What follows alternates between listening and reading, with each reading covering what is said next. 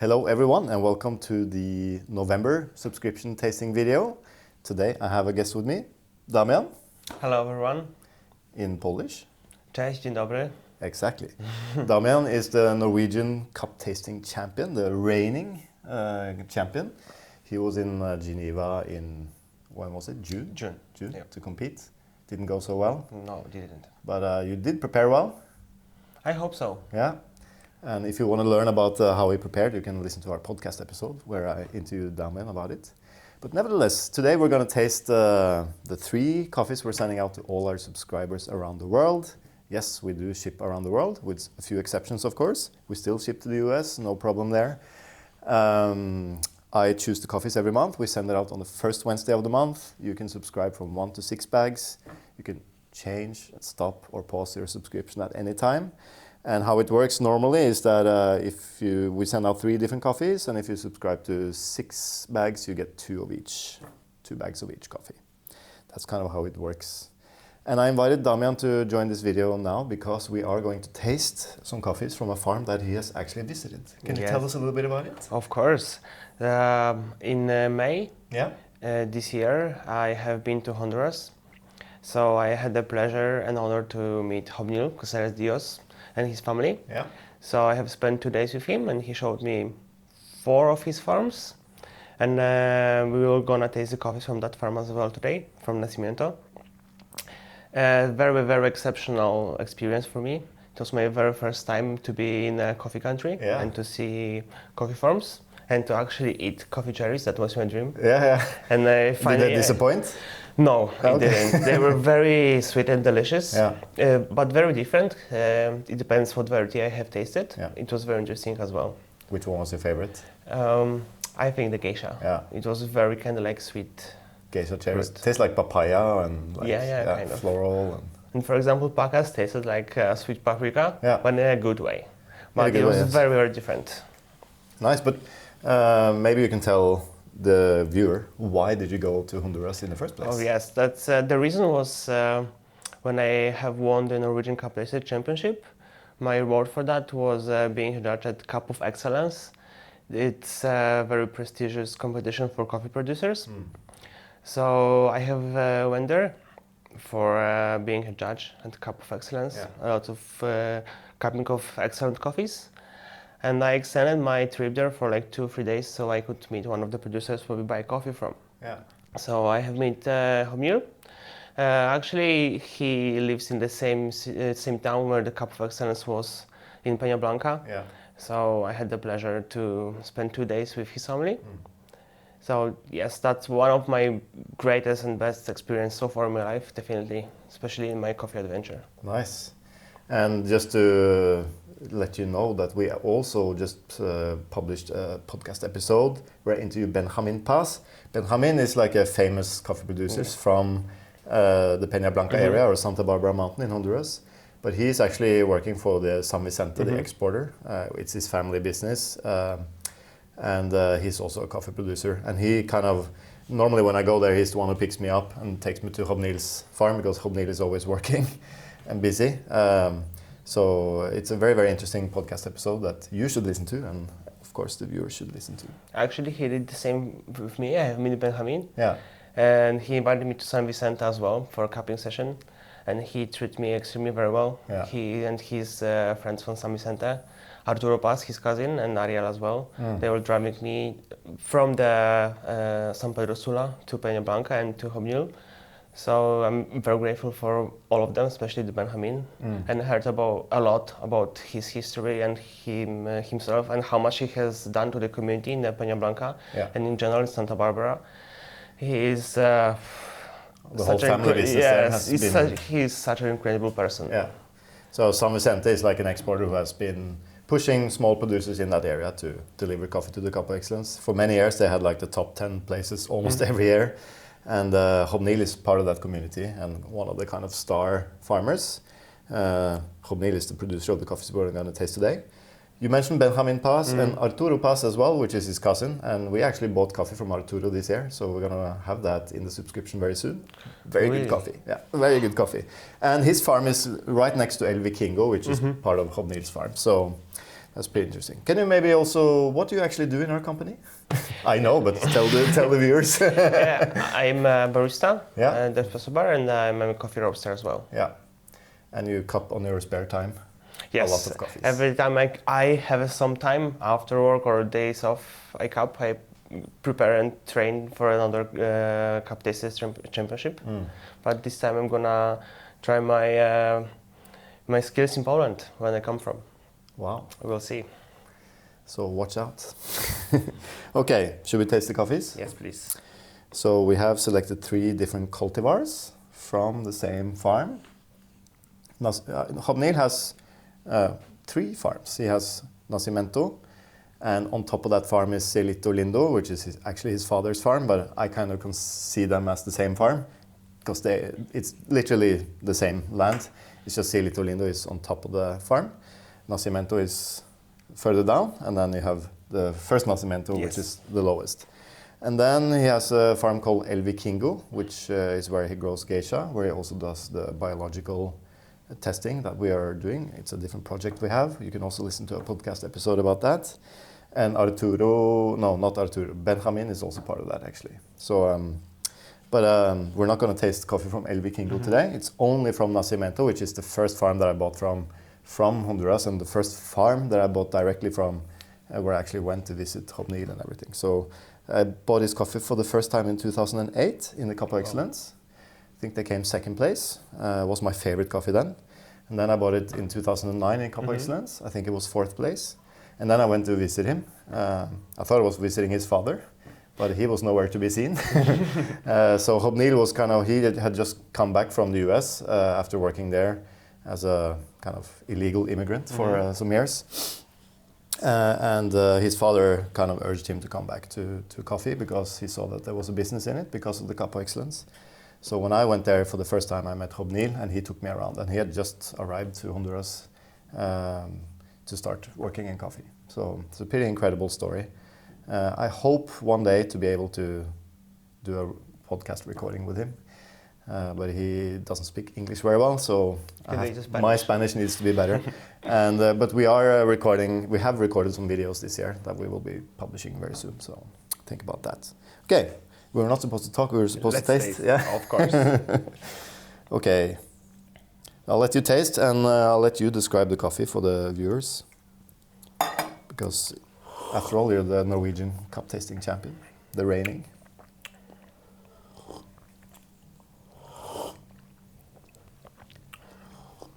Very sweet. Yes. Kind of more on the full body side. But anyway, I feel very berry notes. Berry notes, yes, for sure. Red berries. Red to dark berries. Maybe like, dark berries, red berries. With kind of a very pleasant, slightly chocolatey finish. Yeah. It's not too high acidity either. No. It's kind of a rounded, well-balanced coffee. Quite juicy, I think. I can agree. Yeah, more on the sweet side, a little bit lower acidity, but that acidity of berries is very pleasant, even though it's more for bodied coffee. So the berry notes maybe is a little bit from fermentation, maybe, but also the variety or cultivar. It's Pacas. So this is kind of the staple coffee from his farm. He has been growing Pacas there, and that's kind of the staple cultivar in the area as well. That Santa Barbara has become famous to produce. A very fruity coffee. Sometimes people describe it as like mango, passion fruit. For me, it's more like red berries, cacao sometimes. But this is the Pacas from his farm. It's like from the middle of the farm, so it's not from the lowest or the highest. And one of the first pickings from this year. So I think it was picked in February. This year I had to cup through a lot of his coffees. And although he has built a new dryer that looks fantastic, there was a little bit of struggle during the harvest. Not enough manpower, to pick the coffee and everything. So I had to reject a lot of the coffees because they had issues with like phenol. The quality was quite up and down, but the best coffees were really good. So I'm pretty happy with this. Normally the first pickings doesn't have this kind of fruitiness. They taste more herbal, kind of anonymous, sweet, chocolatey, but not so fruity. And this for me is like probably one of the most fruity coffees I've had so early from the harvest. They use the new mill for all the coffees they produce? No, so the Nacimiento coffees are wet milled at the farm, which is like 1,500 meters. Oh yeah. So all these coffees are milled there because they're from there. But for instance, with the El Vikingo, he will drive the coffee to his house where he lives, which is much lower altitude, and where the fermentation is much faster and everything. So we had to do some tweaking to the process there to make sure the coffee tasted good. And our camera guy was there to witness it, because when we came, oh my, he was fermenting a lot. So he was like stinking up the whole area. And so we had to really tweak it. All right. I have seen both actually, both mills. Yeah. The new one looks very good. And Jobneel was talking a lot about that. What he has done, why, and which purpose. Yeah. So it was so nice to hear that. I'm going to give you the second cup. Okay, so the first coffee we're sending out, the first bag that everyone gets, is the Pacas cultivar from Nacimiento.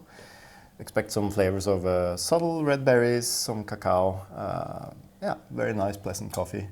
Can be maybe kind of slightly fermenty fruit, but in a good way, I think. Definitely, like kind of winey. Yeah, but like subtle wininess. Okay, let's taste the second one.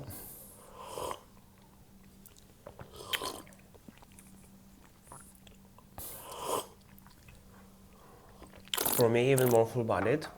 Okay, nice.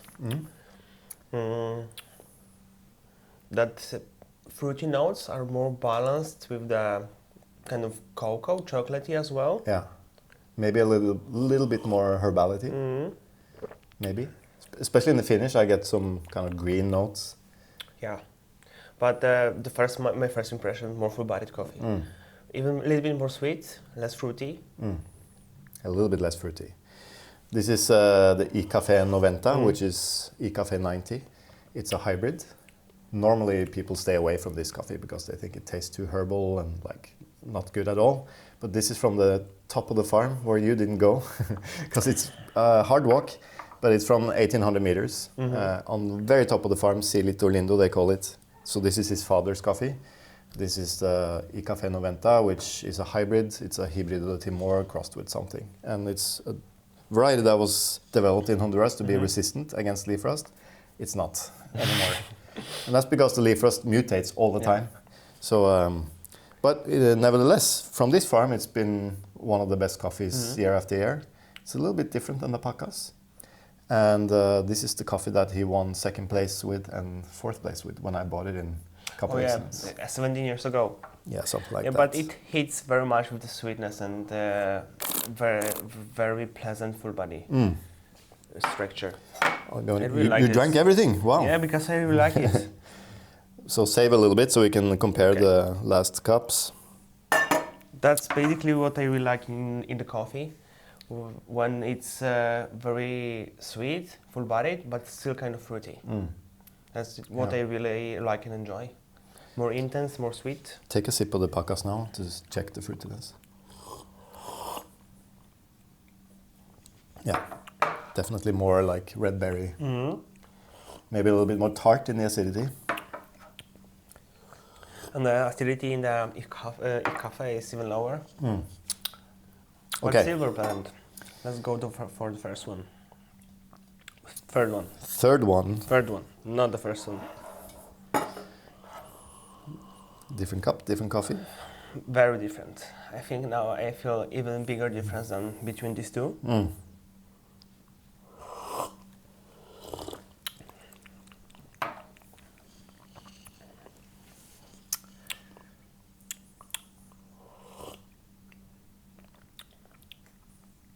What do you taste? Sweet, good strawberries. Strawberries, wow. Especially now. Yeah. In the aftertaste. But very good and high sweetness of fruits. Yeah. Berries as well. Intense. Very fruity. But still sweet and kind of thick, full-bodied. If I gave you this coffee and didn't tell you where it was from, what would your first impression be? Which country would it come from? I would say Colombia or Honduras. Okay. I would probably say Africa. It's very intense fruitiness. My experience with African coffees is that they're not that full-bodied. I would say it's African variety, more like Kenyan, but produced in Central America. That would be my answer. This is correct. So this is SL28, or Kenyan varieties grown at the top of the farm, so right next to Cielito Lindo. He has a little lot where we planted SL28 many years ago, actually. And the quality has been up and down because it's very high altitude. The trees have been struggling a little bit. Partly because for Jobneel it's hard to get labor to go up to the top of the mountain. There's no people living up there. So just to fertilize and like treat the trees has been a challenge. This year coffee tastes amazing. I love it. And this is from the last picking, so April, May. We don't have a lot of it, so we're sending most of it out to our subscribers. But what a fantastic coffee. So intense, very fruity. I very much agree. Yeah. Definitely my favorite coffee from these three. Yeah, mine too. It was as well pretty outstanding in the table. Yeah. Even though all of these coffees have a common of berry notes, berry fruitiness, but this one, Very excellent. intense. If you go back to the first coffee now, the Pacas, you'll probably, at least for me, I taste more of the kind of cacao flavors because the fruitiness there is kind of overpowering. Exactly. Which is very nice, but when you kind of cup something extremely fruity, then coffees with more subtle fruitiness become, very anonymous. So I always recommend like ramp it up instead of ramping it down. It gives you a better experience. Same with sweetness. After that super sweet SL, I can feel even more like tart finish, but in a good way, of course. So try the SL once more and then go back to the Ihcafe 90. And that, for me at least, brings out the herbality in the coffee, which for me it's a pleasant flavor, but it's definitely more pronounced after you go from a fruity coffee to the Ihcafe.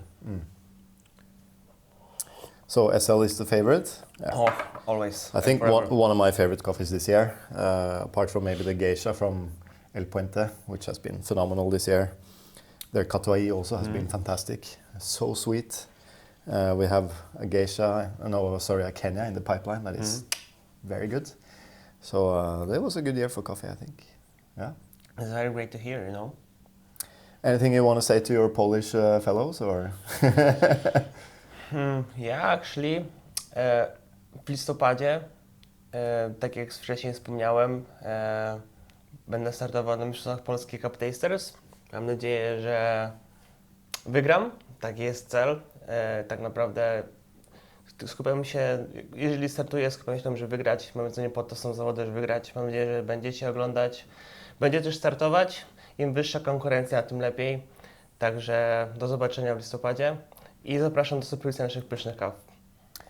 Maybe you can translate. I don't understand. I just said I'm gonna be in the November in Poland for a championship. That I'm in for winning, like always. And I encourage people to be there and to compete as well. Higher competition is better for me. Yeah. And at the end, I just encourage to suppress our delicious coffees. Maybe you can bring some of these coffees down and share with people down there. I would love to, of course. Is it like a coffee show or?